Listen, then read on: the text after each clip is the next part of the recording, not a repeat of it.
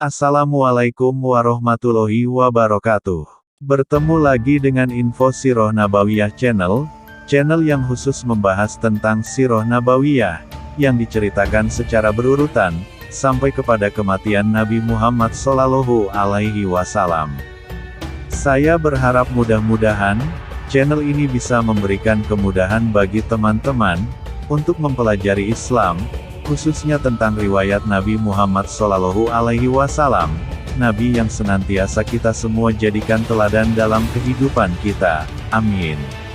Kelahiran Nabi Muhammad Shallallahu Alaihi Wasallam, Sayyidul Mursalin, Rasulullah Shallallahu Alaihi Wasallam dilahirkan di tengah kabilah besar, Bani Hashim di kota Mekah pada pagi hari Senin, tanggal 9 Rabiul Awal, pada tahun tragedi pasukan bergajah. Peristiwa tragis pasukan bergajah pimpinan Abraha, yang menyerang kota Mekah tersebut, terjadi pada bulan Muharram, 50 atau 55 hari, menurut pendapat mayoritas ulama, sebelum kelahiran Nabi Muhammad Shallallahu Alaihi Wasallam.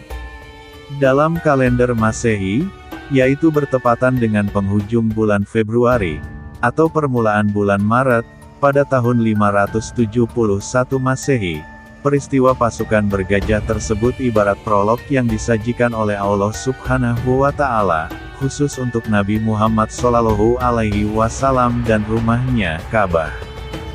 Jadi Nabi Muhammad Shallallahu Alaihi Wasallam lahir pada tanggal 20 atau tanggal 22 April tahun 571 Masehi, sesuai dengan analisis seorang ulama besar, Muhammad Sulaiman Al-Mansur Furi, dan seorang astrolog, ahli ilmu falak, yaitu Mahmud Basyar.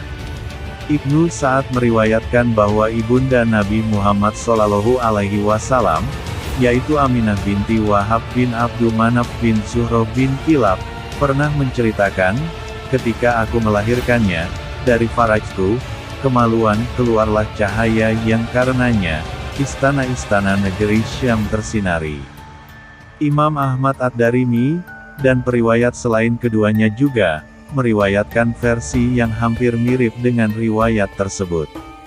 Sumber lainnya menyebutkan, telah terjadi irhasyat tanda-tanda awal yang menunjukkan akan diutusnya Nabi, ketika kelahiran Nabi Muhammad Shallallahu Alaihi Wasallam.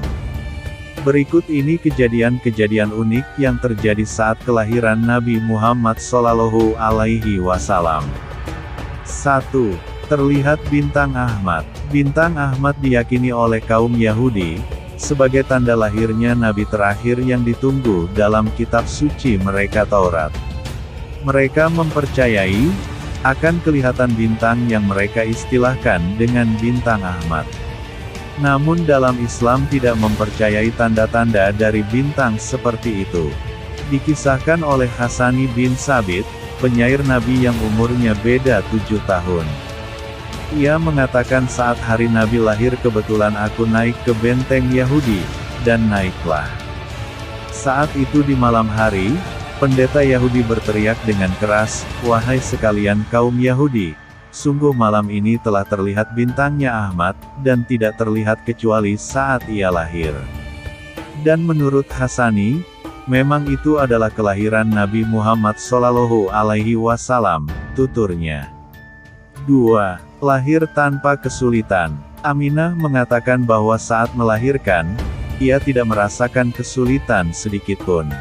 Bahkan begitu mudahnya disebutkan jika Nabi Muhammad Shallallahu Alaihi Wasallam keluar begitu saja tanpa dibantu orang.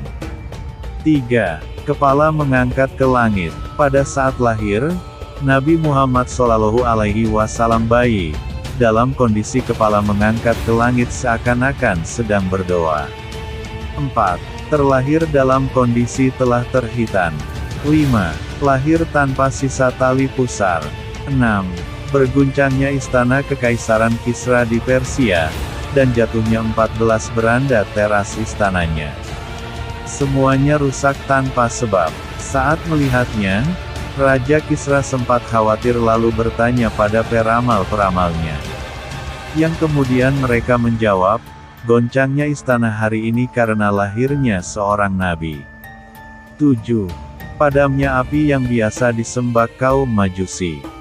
8. Dan robohnya gereja-gereja di sekitar Danau Sawa, setelah airnya menyusut.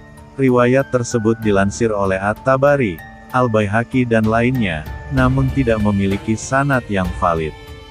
Setelah Nabi Muhammad SAW dilahirkan, ibundanya yaitu Aminah, mengirim utusan ke kakeknya yaitu Abdul Muthalib, untuk memberitahukan kepadanya berita gembira ini tentang kelahiran cucunya tersebut. Kakeknya langsung datang dengan penuh sukacita, dan berkata sungguh pada cucuku ini ada perkara besar. Kemudian Abdul Muthalib memboyong cucunya tersebut, masuk ke dalam Ka'bah, berdoa kepada Allah Subhanahu wa Ta'ala, dan bersyukur kepadanya, kemudian memberi nama Muhammad. Ada sedikit rahasia tentang nama Muhammad ini.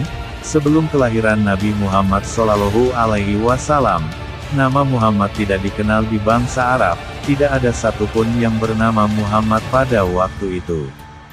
Ada pula riwayat lain yang menjelaskan sejarah penamaan Nabi Muhammad SAW.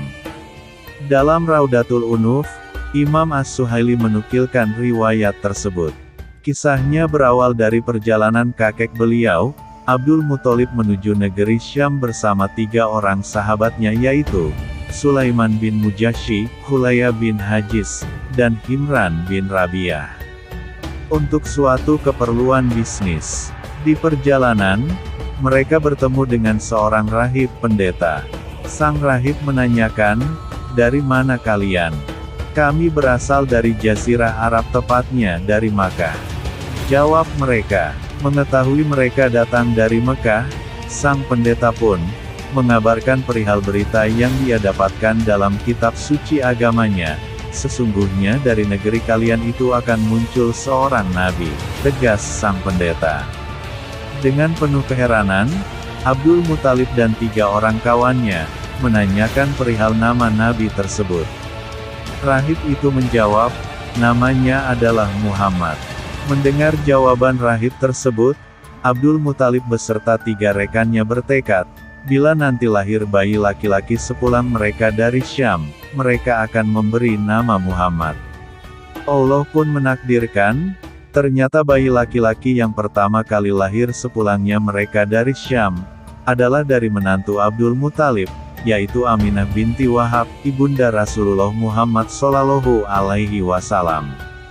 Lalu Abdul Muthalib pun menyematkan nama Muhammad untuk cucu tercintanya. Adapun ketiga rekan beliau, yaitu Sufyan bin Mujashi, Hulaya bin Hajiz, dan Himran bin Rabi'ah, mereka juga tak mau kalah. Saat lahir bayi laki-laki mereka juga segera menamai putra mereka dengan nama Muhammad. 4 orang inilah, terang Imam As-Suhaili, orang Arab pertama yang menamai anaknya dengan nama Muhammad. Raudatul Unuf 1, 820. Demikian sedikit kisah tentang lahirnya Nabi Muhammad SAW. Jangan lewatkan kisah selanjutnya tentang kisah Nabi Muhammad SAW setelah lahir. Wassalamualaikum warahmatullahi wabarakatuh.